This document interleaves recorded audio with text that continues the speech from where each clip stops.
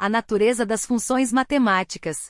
As funções matemáticas são uma das principais ferramentas da matemática para modelar e entender o mundo ao nosso redor. Uma função é um conjunto de regras que relaciona um conjunto de entradas, ou domínio, a um conjunto correspondente de saídas, ou contradomínio. A natureza das funções matemáticas pode ser analisada sob diferentes perspectivas.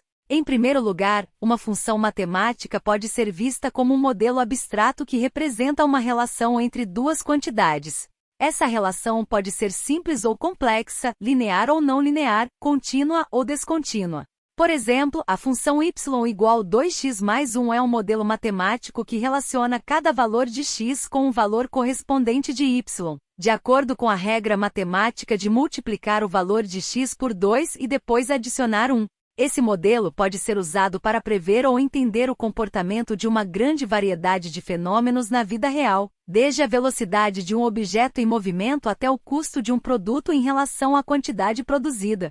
Em segundo lugar, a natureza das funções matemáticas pode ser compreendida em termos de sua representação gráfica. Cada função matemática pode ser representada graficamente em um plano cartesiano, onde o eixo x representa o domínio da função e o eixo y representa o contradomínio. A curva que conecta os pontos x, y correspondentes é chamada de gráfico da função.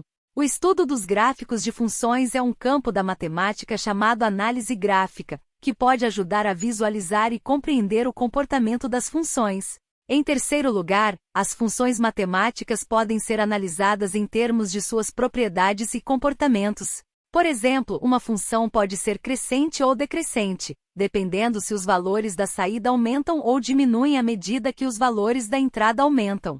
Uma função pode ter um ponto de máximo ou mínimo, onde a saída é maior ou menor do que todos os outros pontos da função. Uma função pode ter assíntotas, que são linhas horizontais ou verticais que a curva da função se aproxima sem nunca alcançá-las. Essas propriedades e comportamentos podem ser estudados usando técnicas matemáticas avançadas, como cálculo diferencial e integral. Em resumo, a natureza das funções matemáticas é multifacetada e pode ser compreendida sob diferentes perspectivas. As funções matemáticas são modelos abstratos que representam relações entre quantidades. Podem ser representadas graficamente e apresentam propriedades e comportamentos que podem ser estudados e analisados por meio de técnicas matemáticas avançadas. A matemática moderna é essencialmente baseada na teoria das funções e é difícil imaginar a ciência, a tecnologia e a engenharia sem o uso de funções matemáticas.